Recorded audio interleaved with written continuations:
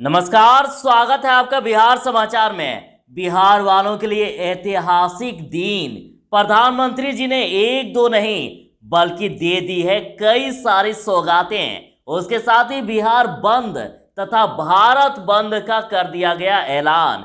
बिहार में school college खुलने के लिए शिक्षा विभाग से अच्छी खबर आ रही है। बिहार में बारिश का अलर्ट। तो आपको इस वीडियो में बिहार की सभी बड़ी खबरें देखने को मिलेगी। आगे बात करने से पहले आपसे अनुरोध है, कृपया वीडियो को एक लाइक अवश्य कर दीजिएगा। आपका लाइक करना ही हमारी मेहनत का फल होता है। खबर को पहले सुर्खियों में देखिए तो बिहार वालों के लिए बड़ी ही खुशी का दिन। बिहार को मिली है कई सौगातें। प्रधानमंत्री जी ने एक दो नहीं बल्कि कई सारे सौगातें दी है बिहार वालों के लिए। पीएम मोदी बोले कि अभी किसानों के हाथ बंधे थे और नए कानून से मिलेगा फसल का अधिक दाम, और जिन गिरोहों को नुकसान हुआ वे ही कर रहे हैं विरोध। किसान विधेयक के विरोध में 25 को भारत बंद और 27 सितंबर को बिहार बंद का कर दिया गया ऐलान। बिहार में पिछले दिन कुछ ही स्कूल खुल पाए थे, लेकिन बच्चे की संख्या ना के बराबर थी। लेकिन आज बड़ी खबर, बिहार में आज 22 सितंबर को होगा स्कूलों और कॉलेजों के खोलने पर निर्णय। जरा सावधान, अगले 48 घंटे में पूरे बिहार में बारिश के आसार और ठनके का भी अलर्ट।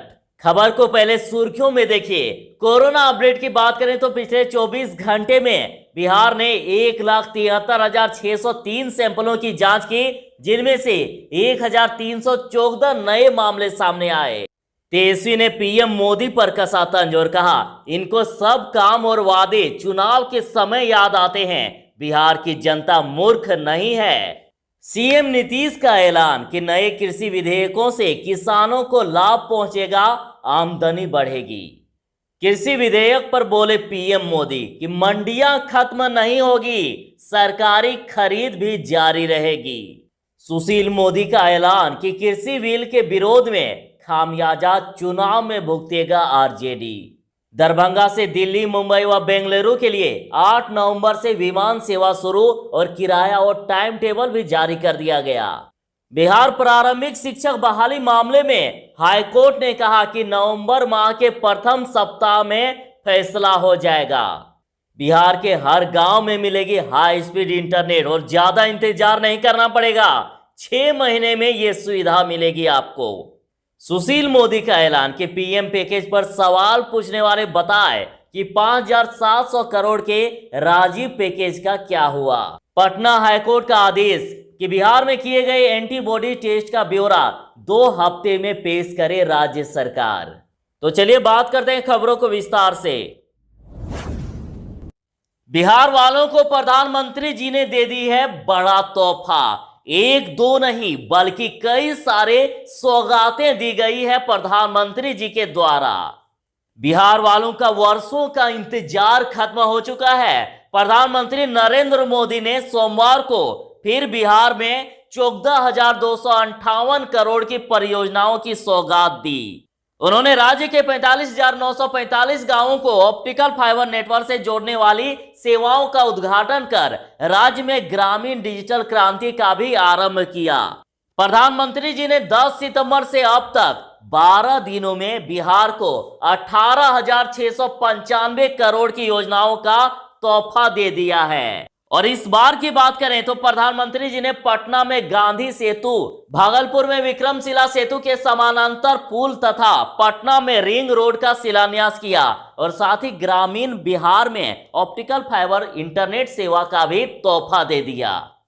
तो आपको बिहार में इस बार किनकी सरकार चाहिए, जरूर ही बताइएगा कमेंट में। किसान विधेयक के विरोध में 25 सितंबर को भारत बंद और 27 को बिहार बंद का कर दिया गया ऐलान।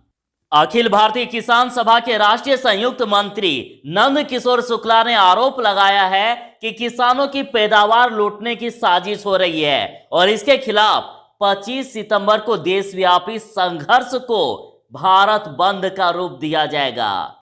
उन्होंने कहा है कि बंद के बाद फिर से 28 सितंबर को भगत सिंह के जन्मदिन पर इस संघर्ष को अंजाम तक पहुंचाने का संकल्प लिया जाएगा।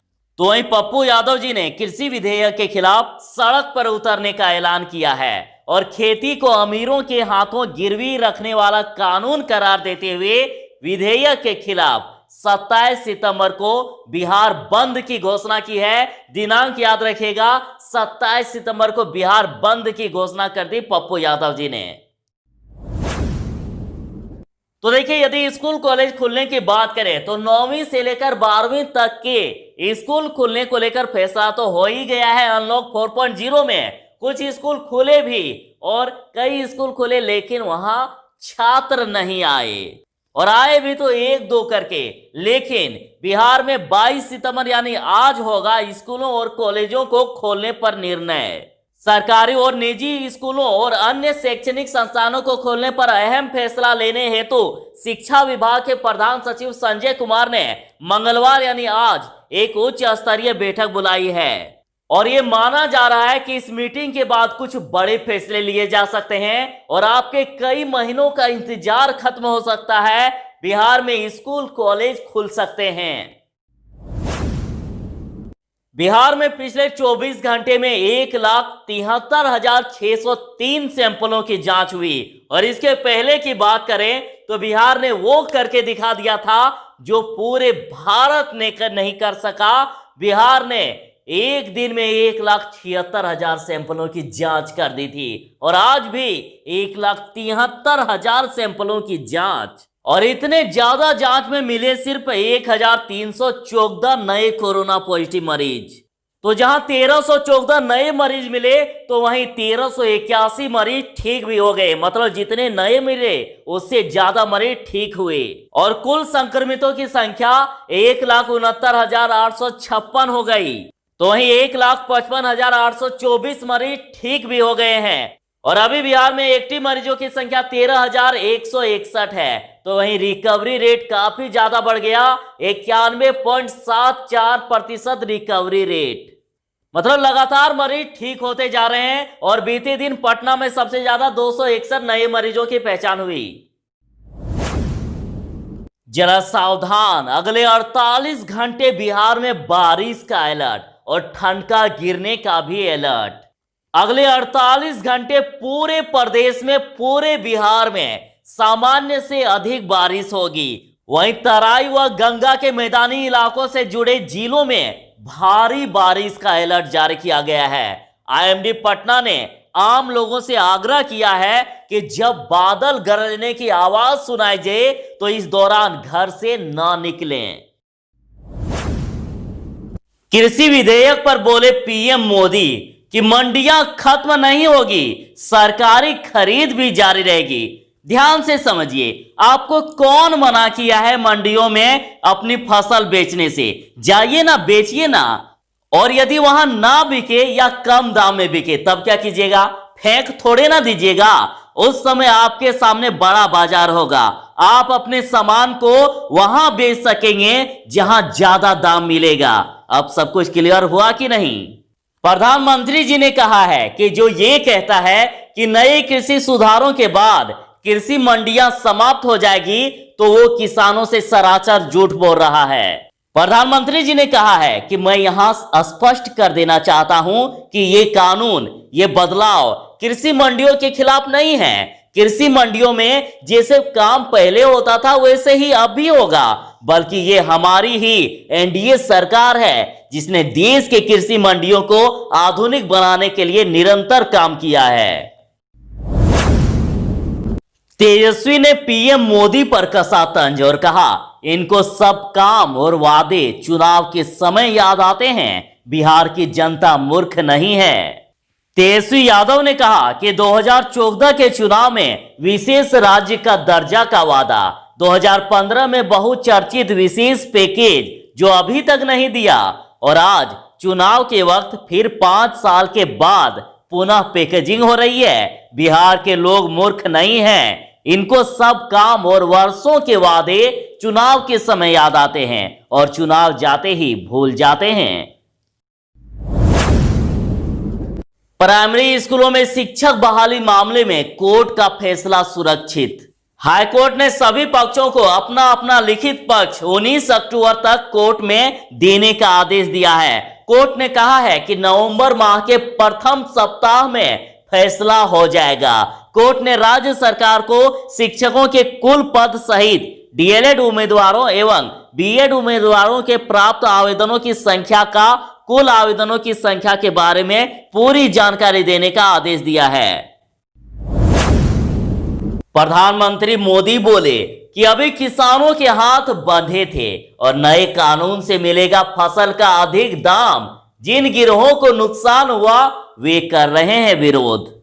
देखिए, प्रधानमंत्री जी ने कहा है कि किसानों की मजबूरी का फायदा उठाया जा रहा था और ऐसा आखिर कब तक चलता रहता। इस व्यवस्था में बदलाव करना आवश्यक था और नए कृषि सुधारों ने देश के हर किसान को यह आजादी दे दी है, किसी को भी कहीं पर भी अपनी फसल, अपने फल सब्जियां अपनी शर्तों पर बेच सकता है और अब उसे अपने क्षेत्र की मंडी के अलावा और भी विकल्प मिल गए हैं और अब उसे मंडी से ज्यादा लाभ मिलेगा तो मंडी में फसल बेचेगा और मंडी के अलावा उसे कहीं और से ज्यादा फायदा होगा तो वहां पर जाकर बेचेगा और उसे सारे बंधनों से मुक्ति मिल गई है। बिहार के हर गांव को मिलेगी हाई स्पीड इंटरनेट सुविधा और अगले 6 महीने में 46,000 गांव ऑप्टिकल फाइबर से जुड़ेंगे और अब आपको ज्यादा इंतजार नहीं करना पड़ेगा। प्रधानमंत्री जी ने ऐलान कर दिया है कि 6 महीने के अंदर सभी गांव हाई स्पीड इंटरनेट से जुड़ जाएंगे और बिहार को आत्मनिर्भर बनाने के लिए प्रधानमंत्री जी ने सोमवार को बड़े पैकेज का ऐलान कर दिया है। बिहार के 46,000 गांवों को हाई स्पीड इंटरनेट से जोड़ने के लिए 640 करोड़ रुपए खर्च किए जाएंगे और मार्च 2021 तक इस योजना को पूरा भी कर लिया जाएगा।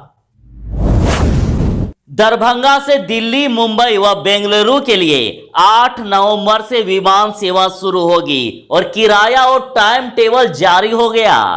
दरभंगा से देश के कई बड़े शहरों के लिए सीधी उड़ान भरने का मिथिलांचल के लोगों का वर्षों का सपना अब साकार होने वाला है। नई दिल्ली के अलावा मुंबई और बेंगलुरु के लिए यहां के विद्यापति एयरपोर्ट से 8 नवंबर को उड़ान शुरू हो जाएगी और जो छठ पर घर आना चाहते हैं उनके लिए बड़ी खबर है। दरभंगा आने वाली पहली फ्लाइट के लिए दिल्ली से टिकट दर 13,276 रुपये रखा गया है। सुशील मोदी का ऐलान कि कृषि बिल के विरोध का खामियाजा चुनाव में भुगतेगा आरजेडी। उप मुख्यमंत्री सुशील कुमार मोदी ने कहा है कि प्रधानमंत्री नरेंद्र मोदी ने कृषि से जुड़े 2 बिल पारित कराकर किसानों को ये आजादी दे दी है कि वे अपने उत्पाद अपनी मर्जी से जहां चाहे वहां बेच सकते हैं। देश भर के किसानों में इसको लेकर खुशी है। वहीं राजद ने इस बिल का विरोध कर यह जता दिया है कि वह किसान विरोधी है। किसानों को फिर से बाजार समितियों के चंगुल में लाने की राजद की साजिश है। इसका खामियाजा विधानसभा चुनाव में राजद भुगतेगा। आप दर्शकों से सवाल, आप बिहार में इस बार किनकी सरकार चाहते हैं? कमेंट में जरूर ही बताइएगा।